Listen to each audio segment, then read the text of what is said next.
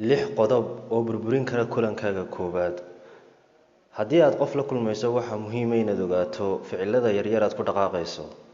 Halkan waxaan idinku soo gudbinayaa 6 qodob oo haddii aad samayso uu ku burburi karo kulankaaga koobaad.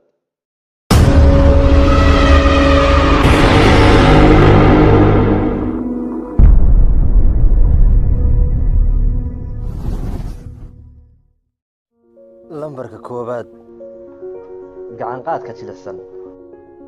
Laga yaabo qofka aad gacan qaadaysaa inuu yahay qof kula yeelanaya interview aad shaqo ku dalbanayso, balse mararka qaar gacan qaadka jilicsan wuxuu noqon karaa burburiyaha kulankaaga koobaad.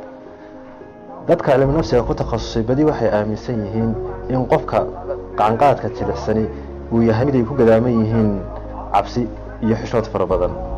Haddaba iska jir inaad qof ku salaanto gacan jilicsan, hana xanuujin qofkaas u salaan si dhexdhexaad ah oo kalsooni ku dheehan tahay.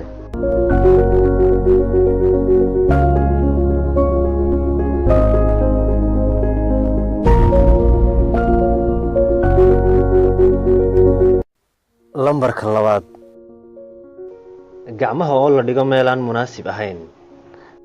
Haddii aad dad la kulmayso, waa inaad ogaataa meesha aad gacmahaaga dhigayso. Waxa mamnuuc ah adigoo qof la hadlaya inaad gacmaha jeebka geliso halkii aad sii dayn lahayd ama aad dhabta saaran lahayd. Sidoo kale waa inaadan miiska gacanta dul saarin ee aad sii daysaa gacanta oo aad dhabta saarataa.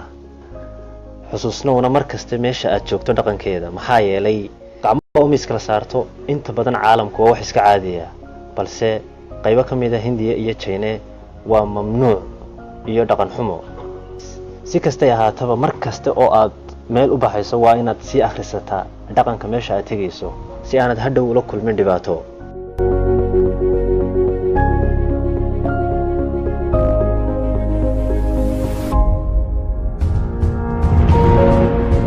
Lambarka saddexaad, samaynta sanqadh la dhibsan karo. Marka aad dad la kulmayso, ha samaynin sanqadh ay dhibsan karaan dadkaasi, sida suul dhabaalayn, cagahood dhulka la dhacdo, miiskood gargaraacdo. Maxaa yeelay waxa laga yaabaa inay ku jiraan dad neerfoos ah oo aan u dul qaadanayn sanqadha yar aad samaynayso, sidaana uu kulankaagii koobaad ku burburi karo.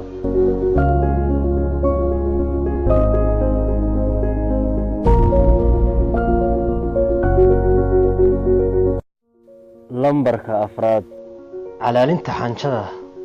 Xanjada oo aad ku calaaliso meel aan munaasib ahayn, sida goobaha waxbarashada, makhaayadaha, kulamada muhiimka ah. Intaasiba waxay dhaawici karaan kulankaaga koobaad iyo dadka aad waqtiga la qaadanayso oo ku karaahiyeysta.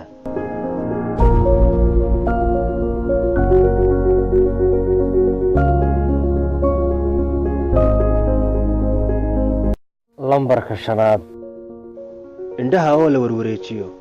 Marka aad qof la hadlayso, haduduwin indhahaaga ee toos u fiirso wejigiisa. Cilmi baaris ayaa odhanaysa qofka aan indhaha warwareejin marka uu dadka kale la hadlayo waxa uu ka caqli iyo kalsooni iyo soo jiidasho badan yahay qofka indhaha dadka ka laliya. Sidoo kale qofka indhaha warwareejiya ee aan awoodin inuu toos u fiirsado qofka kale marka uu la hadlayo waa mid dhaqdhaqaaq badan oo aan soo jiidasho lahayn.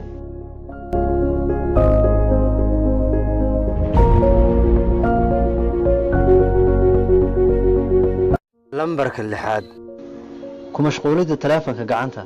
Xilligan casriga dad badan ayaa qabatimay isticmaalista taleefanka caaqilka. Warbixin dhawaan la soo saarayna waxa ay sheegaysaa in qofka qabatimay isticmaalista taleefanka uu maalintii 110 jeer uu taleefankiisa furo. Haddaba iska jir inaad ku dhex isticmaasho xilliyada aad ku jirto kulamada muhiimka ah, maxaa yeelay qofka aad la kulmaysaa waxa uu dareemayaa caajis iyo ixtiraam darro. Ku rido taleefankaaga borso ama jeeb inta uu kulanku ku dhamaanayo.